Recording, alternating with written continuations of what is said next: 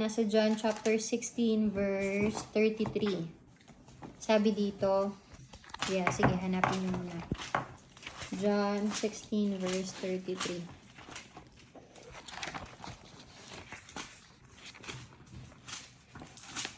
Are we all in John? No. I'm in John. Si Ate Angel. John 16. Yeah, verse 33.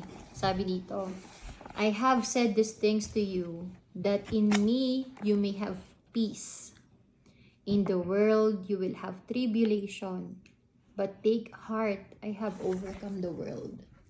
Kaya ako sinasabi yung kanina na let me continue. Kasi this is my verse. Actually, meron na akong dalawang pwedeng ma-share ngayon. But I asked the Lord, Lord, ano yung gusto mong i-share ko? But since ate ended just like that, parang gusto ko siyang ituloy dito, na sinasabi dito na, in this world, you will have tribulations. Sinasabi ni, hindi naman sinabi na, if you are with Jesus, your life would be like so easy, na wala kang magiging problema. Walang sinasabing gano'n, di ba? Pero sinasabi niya, in the world, you will have tribulation. So magkakaroon ka ng struggles in life. But sinasabi nga dito, sinabi daw to ni Jesus, so that you may have peace. Na, oo, meron akong mararanasang pagsubok sa mundo. Sabi niya, pero but, take heart, I have overcome the world. Sinasabi niya. Kasi di ba, if you guys would think of it, God can give His Son for us to be saved. Tama? He gave Jesus. He gave up His Son for us to be saved. Sabi nga ni Charles sa John 3:16. Tapos sabi ni Carlene, God can take up your can take your baggages away from you so that your life will be lighter. Ngayon, the Lord is reminding you na take heart, anak, even if you are struggling in life right now. Take heart. Remember, I have overcome the world. Sinasabi niya na parang, if I was able to be alive, to be resurrected after I die, He overcome death kasi 'di ba? And death is ultimate 'di ba?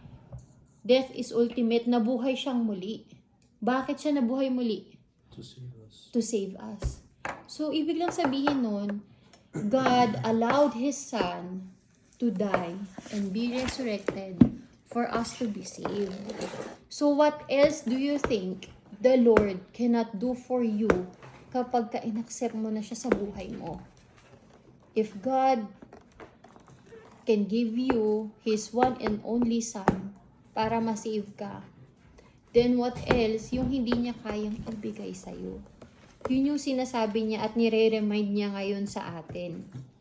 Sinasabi rin dito sa John chapter 16 verse 23. Truly, truly, I say to you, whatever you ask of the Father in my name, He will give it to you. That's a promise. Na if you come to the Lord, if you accepted the Lord, 'di ba? There's nothing He cannot give you as long as you ask it in the name of Jesus. Kaya nga when we pray, 'di ba? This I pray in Jesus' name. Amen.